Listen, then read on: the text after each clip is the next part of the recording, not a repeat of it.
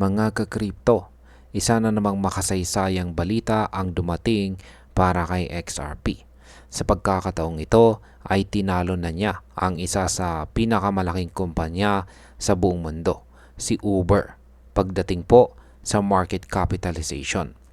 Hindi lang basta simpleng pag-angat ang nangyari dahil sinamahan pa ito ng isang matinding rally sa presyo matapos ang isang napakalagang legal na hakbang ng SEC at Ripple. Pero hindi pa dito nagtatapos ang kwento dahil target na ngayon na XRP ang $200 billion market cap at malapit na niya ring lampasan ang ilang kilalang global companies. Kaya yan po ang siyang ating pag-uusapan sa video na ito. Pero bago po tayo magpatuloy ay pakibasa na lamang po muna ang disclaimer dito po sa ibaba ng ating screen. Yan, simulan po natin sa kung paano po nalampasan ni XRP si Uber sa market cap. Si XRP ay umabot na sa market capitalization na $196.6 billion. Ito ay mas mataas kumpara sa $193.7 billion market value ni Uber. Ang balitang ito ay ini-highlight mismo ng CoinGecko bilang isa sa pinaka-importanting milestone ng XRP ngayong taon. Kung iisipin ay hindi biro ang mag-overtake sa isang multinational transportation giant na may global presence gaya ni Uber. Ang mas nakakabilib pa ay ang bilis ng pag-angat na ito na halos isang araw lang mula sa malaking rally ng presyo. Ngayon ay ano po ang nag-trigger ng biglang rally ni XRP? Nagsimula ang pagbilis ng takbo ni XRP matapos mag-file ang SEC at Ripple ng joint motion para i-dismiss ang kanilang appeals. Ang filing na ito ay nagbigay ng malinaw na sinyales sa market na maaring matapos na ang matagal na legal battle ng XRP laban sa SEC. Dahil dito ay nagkaroon po ng renewed confidence ang mga investors at tumaas ang presyo ng XRP mula $2.99 hanggang $3.38 sa loob lang ng isang araw. Ibig sabihin ay 13% intraday increase ang naitala. Para sa crypto market ay malaking bagay ang ganitong galaw lalo na kung galing sa isang coin na matagal nang nahaharap sa regulatory pressure. Yan, sino pa ang nalampasan ni XRP sa global rankings? Hindi lamang po si Uber ang naunahan ni XRP. Malapit na rin niyang ma-overtake ang iba pang malalaking kumpanya tulad po ng Shopify, AT&T at saka Merck. Sa katunayan, noong nakarang buwan ay nalampasan na ni XRP ang karamihan sa kanila matapos umabot ang kanyang market cap sa $215 billion sa kasagsagan ng July bull market. Ngunit dahil sa announcement ni Pangulong Donald Trump tungkol sa kanyang bagong tariff plan ay bumaba ulit ang valuation ng XRP sa ilalim ng $200 billion. Ngayon ay unti-unti niya ulit itong binabalikan. Gaano na po kalapit si XRP sa $200 billion target? Sa kasalukuyan po ay halos $3 billion na lamang ang kailangan na XRP para maabot muli ang $200 billion market capitalization.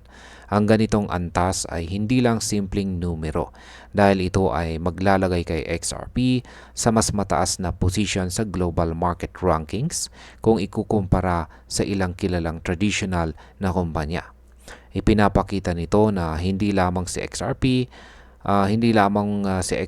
ay nakikipagsabayan sa ibang crypto tulad ni na Bitcoin at Ethereum kundi pati na rin sa mga corporate giants na may matibay na presence sa kanilang industriya. Paano ang posisyon naman ni XRP kumpara sa ibang crypto. Kahit nalampasan na ni XRP ang maraming malalaking kumpanya, ay nananatili pa rin siyang ikatlong pinakamalaking cryptocurrency sa mundo pagdating sa market capitalization. Si Bitcoin pa rin ang nasa tuktok na may $2.32 trillion market value at si Ethereum naman ay nasa pangalawa na may $472 billion.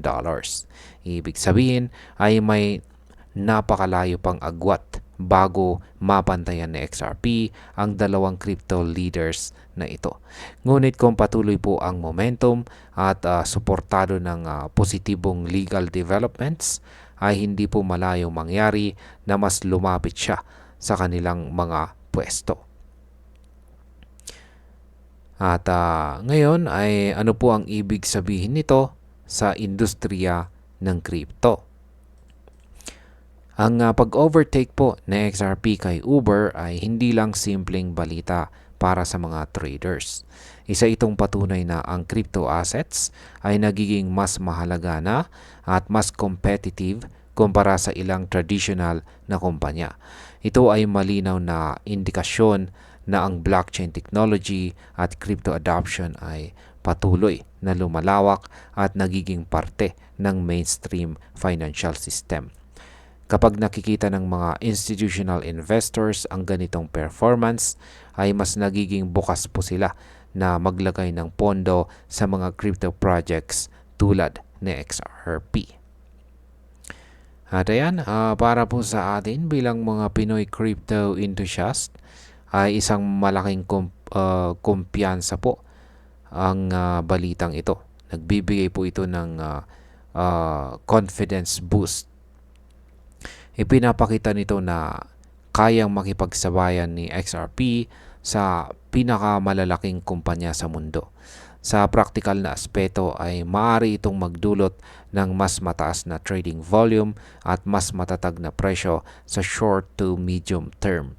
Ngunit kailangan pa rin natin na maging maingat dahil mabilis magbago ang market sentiment, lalo na dito sa mundo ng crypto.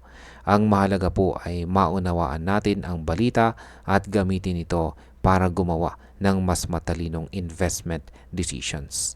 At bilang panghuli, para sa akin ay isa itong malinaw na sinyales na si XRP ay muling nakakaangat mula sa mahabang panahong hamon na dinanas niya sa kamay ng SEC. Ang pag-angat po niya sa ganitong market cap ay hindi lamang bunga ng hype, kundi ng kombinasyon ng legal clarity at market confidence. Kung magtutuloy-tuloy ang ganitong performance, ay posibleng maging mas malapit siya sa Ethereum sa susunod na bull cycle. Gayunpaman ay naniniwala ako na mahalagang manatiling disiplinado at huwag po masyadong magpadala sa emosyon dahil kahit gaano kaganda ang balita ay may kaakibat pa rin itong risk. At ayan, hanggang dito na lamang po tayo sa video na ito mga ka-crypto. Marami pong salamat sa panonood. Ingat po tayo lagi at God bless po sa ating lahat.